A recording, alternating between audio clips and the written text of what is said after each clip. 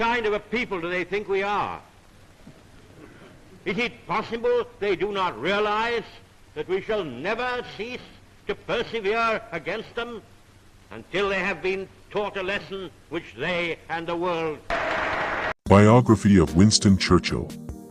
Sir Winston Churchill, November 30th, 1874 to January 24th, 1965, was a British politician and author, best known as Prime Minister of the United Kingdom during the Second World War. Churchill was famous for his stubborn resistance to Hitler during the darkest hours of the Second World War. Short bio. Winston Churchill. Winston was born at Blenheim Palace, Woodstock near Oxford, to an aristocratic family, the Duke of Marlborough.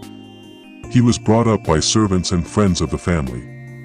He rarely spoke to his father, and he spent most of his childhood at boarding school, Harrow.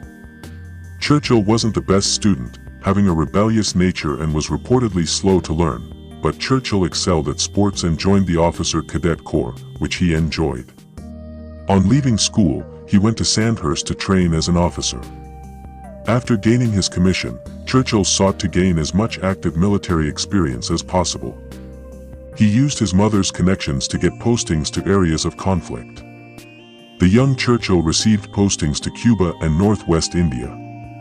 He also combined his military duties with working as a war correspondent, earning substantial money for his reports on the fighting. In 1899, he resigned from the military and pursued his career as a war correspondent.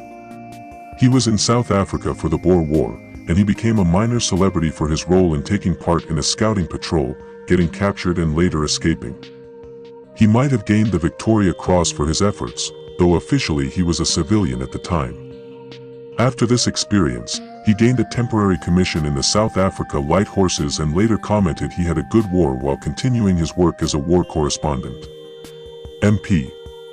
Churchill returned to the UK in 1900 and successfully stood as a Conservative candidate for Oldham.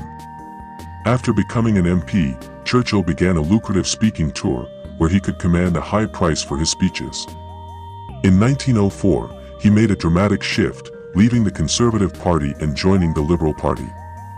He was later often called a class traitor by some Conservative colleagues. Churchill disagreed with an increasing amount of Conservative policies, including tariff protection. Churchill also had some empathy for improving the welfare of the working class and helping the poor. In the Liberal Party, Churchill made a meteoric political rise. By 1908, he was made president of the Board of Trade, and he was a key supporter of Lloyd George's Radical People's Budget, a budget which saw the growth of an embryonic welfare state and introduction of income tax to pay for it. The budget made a significant improvement to the life of the poor and helped to address the inequality of British society. What is the use of living, if it be not to strive for noble causes and to make this muddled world a better place for those who will live in it after we are gone? W. Churchill's speech at Kinnaird Hall, Dundee, Scotland, Unemployment, October 10, 1908. However, although Churchill was a liberal, he was also staunchly anti-socialist and suspicious of trade unions. During the general strike, he took a hardline stance to defeat the unions at any cost. In 1911, he was made First Lord of the Admiralty, a post he held into the First World War. On the outbreak of hostilities in Europe, Churchill was one of the most strident members of the cabinet, arguing for British involvement in the war. In August 1914, the Liberal cabinet was split, with some members against going to war on the continent. However, Churchill's view prevailed, and he admitted to being enthused about the prospects of being involved in the Great War. He went to Belgium, where he urged the Royal Marines to commit to action around Antwerp. This decision was criticized for wasting resources. Others said it helped save the Channel ports from the advancing German army. Churchill also used naval funds to help develop the tank, something he felt would be useful in the war. However, despite tremendous eagerness for war, his flagship policy for the war was deemed a failure. Churchill planned the 1915 Dardanelles campaign, a daring bid to knock Turkey out of the war. But, unfortunately, it proved a military failure with thousands of Allied casualties and no military gain. Although the fault of the failure was shared amongst others, Churchill resigned from his post and sought to gain a position in the army on the Western Front. After seeing relatively little action on the Western Front, he returned to London and sat on the opposition benches before joining Lloyd George coalition government. In 1917, Churchill was made Minister of Munitions, a job requiring strong administrative skills to manage limited resources during the war. Churchill was considered an efficient and skilled minister. At the end of the First World War, Churchill was active in trying to support the Russian White Army, who were trying to resist the communist forces which had gained control over the Soviet Union. In 1924, Churchill was appointed as Chancellor of the Exchequer by Conservative PM Stanley Baldwin. Under advice from many economists, Churchill made the decision to return Britain to the gold standard at a pre-war level. But this proved to be damaging to the economy and led to a period of deflation, high unemployment, and low growth. Churchill later admitted this was his greatest domestic mistake. The low growth and declining living standards contributed to the general strike of 1926. Churchill eagerly sought to break the strikers and defeat the trades unions. During this period, he expressed admiration for Mussolini for being a strong leader. In the 1930s, his political eccentricities consigned him to the backbench, where he was a vocal critic of appeasement and urged the government to rearm. Churchill was often a lone voice in speaking about the growing danger of Hitler's Germany. He also opposed Indian independence and was a staunch supporter of the empire. After an unsuccessful start to the Second World War, the Commons chose Churchill to lead the UK in a national coalition. Churchill was instrumental in insisting Britain keep fighting. He opposed the minority voices in the cabinet seeking to make any deal with Hitler. Churchill proved an adept war leader. His speeches became famous and proved an important rallying cry for a country which stood alone through the difficult years of 1940 and 1941. These early years saw the Battle of Britain and the Blitz, a period where invasion by Germany seemed likely. We shall defend our island, whatever the cost may be. We shall fight on the beaches, we shall fight on the landing grounds, we shall fight in the fields and in the streets, we shall fight in the hills, we shall never surrender. Speech in the House of Commons, June 4, 1940.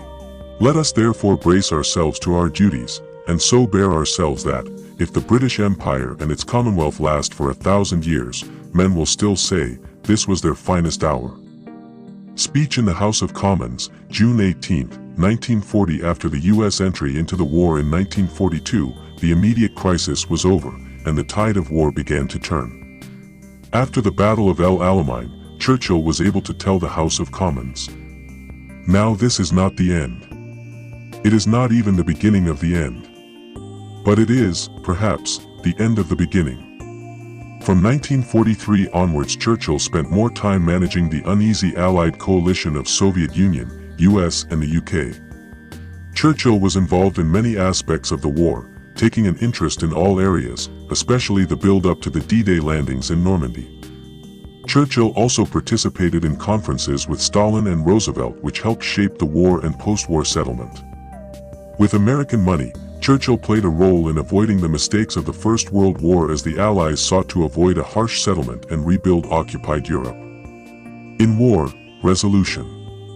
In defeat, defiance. In victory, magnanimity. In peace, goodwill. Winston Churchill, The Second World War, Volume 1, The Gathering Storm, 1948.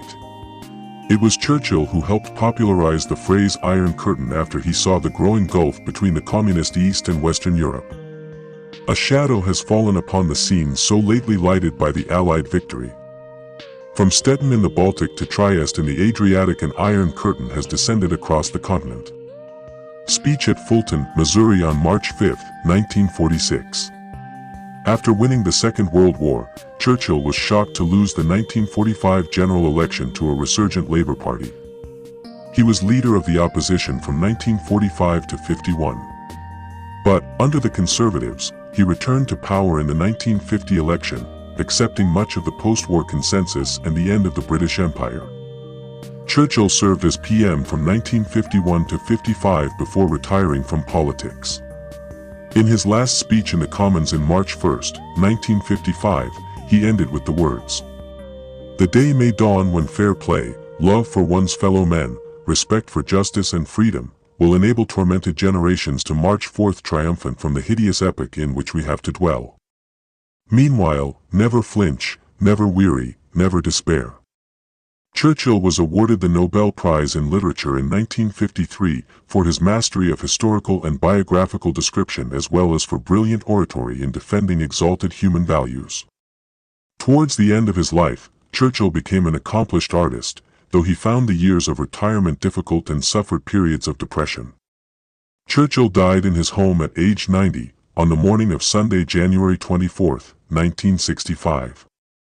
His funeral was the largest state funeral in the world, up to that point in time.